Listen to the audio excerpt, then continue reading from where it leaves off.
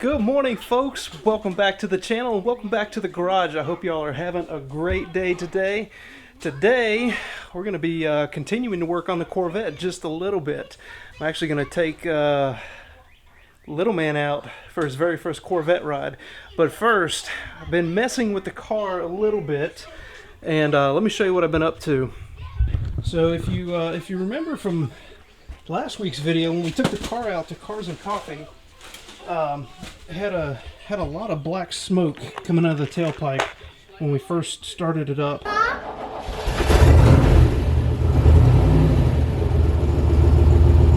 And then also when we went full send leaving the car show.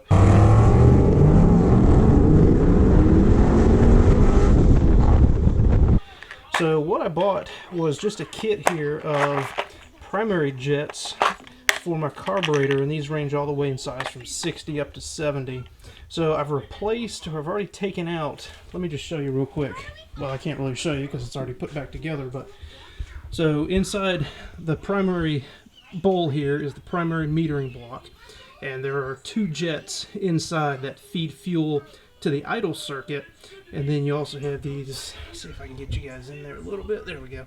Also have these idle mixture screws that you adjust, to adjust your idle circuit. So I've been messing with that a little bit. My hope and my goal is to get rid of the black smoke, but more importantly to get rid of the really obnoxious gas fumes, the fuel smell when you're driving the car. Now it doesn't really bother me, I love the smell of fuel, but when you're done driving the car, putting the car away, all your clothes smell like gas. And hey, cat in the hat. All your clothes smell like fuel, and then you go inside for supper, and it's just, it's kind of nasty. So trying to take care of that, I also replaced the power valve inside the primary metering block. I dropped it down from an 8.5 to a 6.5, in hopes of, again, kind of reducing the amount of fuel that goes into the carburetor. Now, granted, the motor in this car is a 350. So this is a 350 LT1 motor, not the original motor from the car. This is not an original LT1 Corvette. Unfortunately, I wish it was. But this motor was put in probably around 72 by my dad, who used to autocross it. And then he also threw on top a Holley 750 carburetor. And from what I've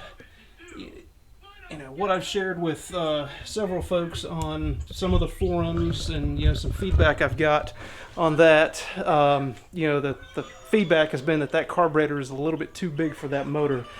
So I don't know, guys. Let me know down in the comments section below. Let me know what you think, if a 750 Holley double pumper is too big for a factory 350 motor on my 1970 Corvette.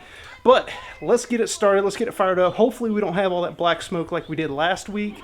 Fingers crossed. We may have to do a little bit of adjusting on the idle mixture screws, but let's get it fired up and see what happens. Also, if you remember, my battery died on me at the car show last week, but that may be a function of the age of the battery, but it is more a function of the fact that I left the lights on during the entire car show. So that got me thinking, and I actually went out and bought this battery tender. This is a NOCO Genius 1.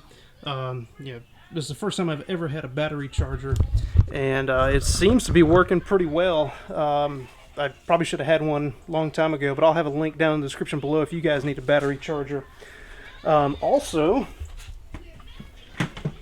I got a new air filter. We'll get this guy screwed on here.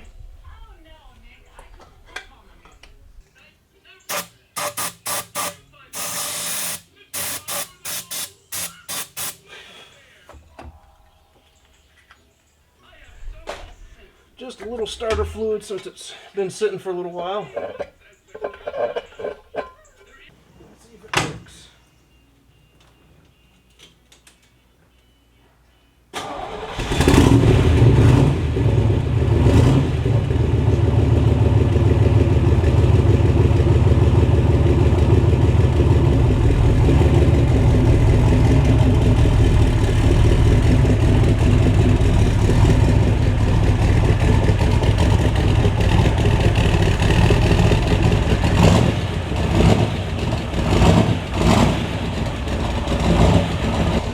Alright, so that actually started up a lot better than I thought it was going to.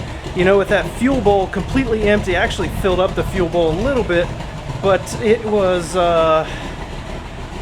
you know, it's been sitting for about a week or so with the fuel bowl, the primary fuel bowl completely empty, and, you know, just a little bit of starter fluid, and then she fired right up. So, pretty excited about that. Now, I'm just sitting here watching it, and I know you can't really tell, but, you know, just kind of watching the exhaust, and come on. There we go. So I'm just kind of watching the exhaust, mainly the driver's side, just to see how much smoke is coming out of the tailpipe.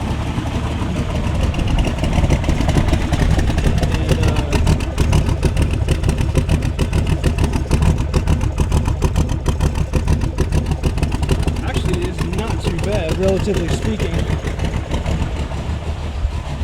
So that thing, oh, there we go. So, you know, last week when I started it up, it just, I mean, it literally burned your eyes because it had so much fuel, unburnt fuel coming out of the exhaust pipe. But now it seems to be running a little bit better. I'm going to try and dial in the idle mixture screws just to get it working a little bit better, but I'm going to let it warm up to operating temperature before I go messing with anything. So stick around, we'll start tuning that next.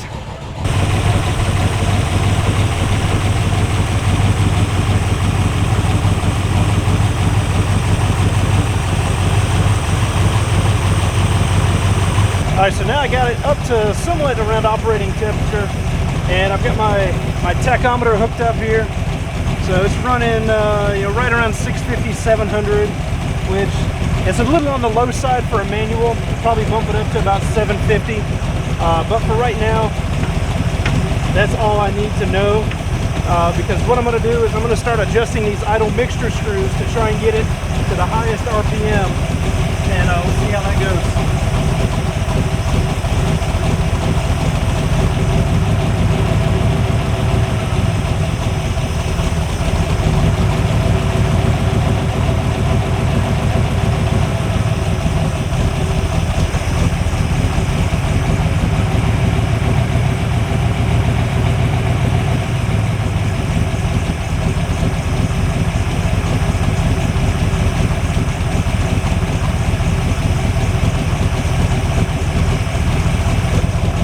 Alright, so for purposes of this quick video, I'm just going to leave it at that. Both of the idle mixture screws, I bottomed them out and then I backed them out one full turn, and I'm going to leave them like that. You know, the smell is good. I think it's idling nice. You know, it's right around, still right around 700, so we're good.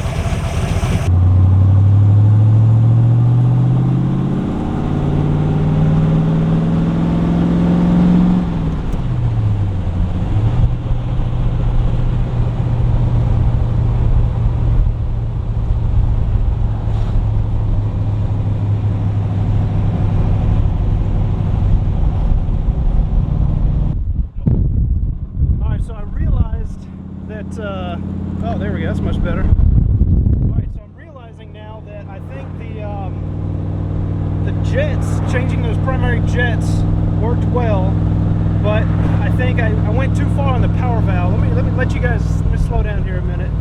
So I think, you know, that power valve was kind of like the intermediate circuit on the fuel, and, you know, it's supposed to kick in once the vacuum of the manifold drops below a certain, or, you know, calibrated level.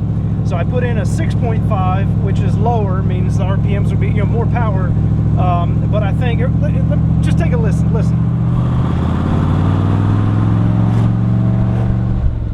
So I know it's probably hard to tell, but there was a slight hesitation, a slight bog when I got about half throttle.